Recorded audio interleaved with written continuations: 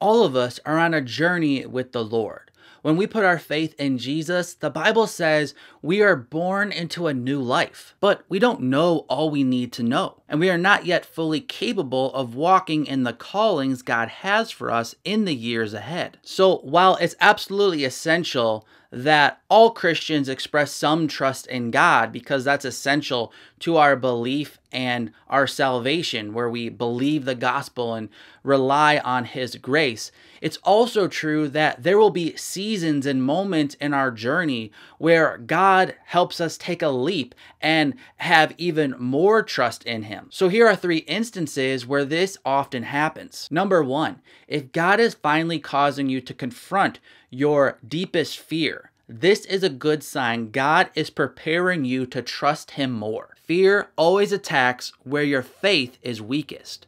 Fear isn't going to come full throttle right at your strong points. It's going to examine your life and attach itself to the place where you are most vulnerable. This is why we all struggle with different fears, because we all have different weaknesses.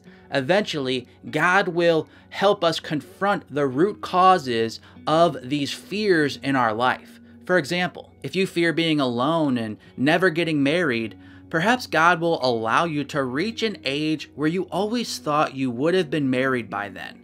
You always had the fear of being alone, but now that you have reached this certain point in your life, God is now making it impossible for you to overlook this fear any longer. Or if you fear being betrayed, perhaps God will allow this fear to get so bad that it starts ruining a very good relationship you are in currently.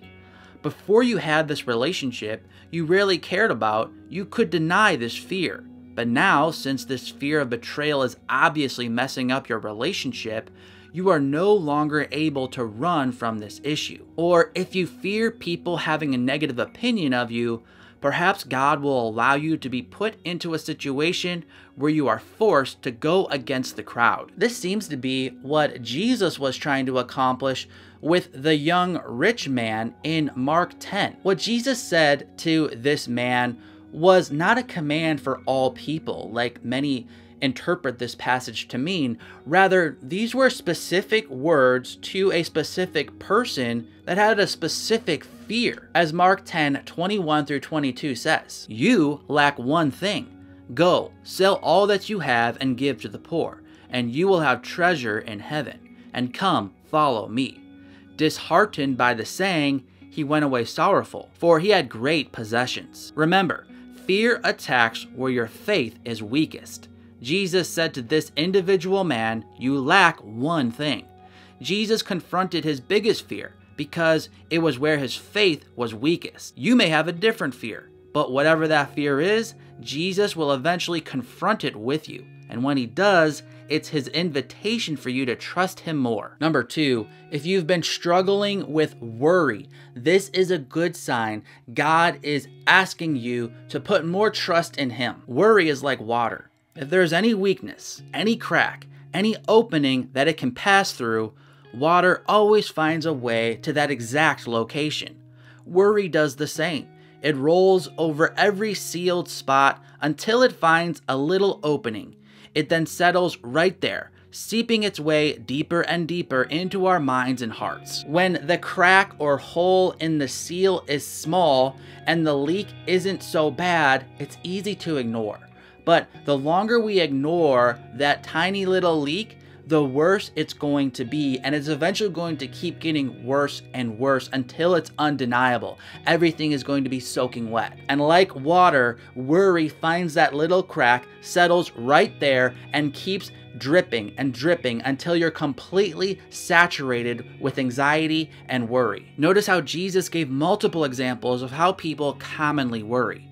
In Matthew 6:31, He said, "Therefore do not be anxious, saying, 'What shall we eat?' Or 'What shall we drink?' Or 'What shall we wear?'" The anxiety was the issue, but Jesus pointed out that the anxiety could find its way into your life through multiple openings.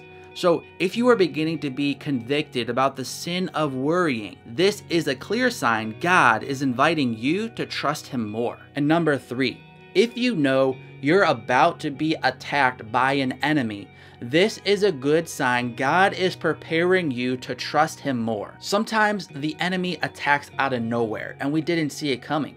But there are other points in life where you see the battle rising, you see the tension swelling, and you know you're about to get attacked. For example, perhaps you're dating someone who is dragging you away from Christ.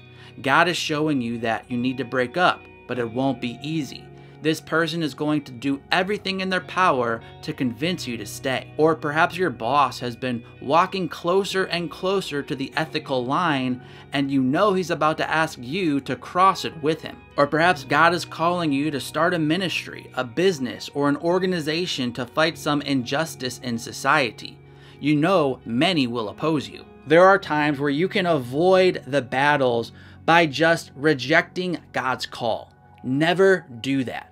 Always see the coming battle as an invitation from God to trust in Him more. As Psalm 9:9-10 states, "The Lord is a stronghold for the oppressed, a stronghold in times of trouble.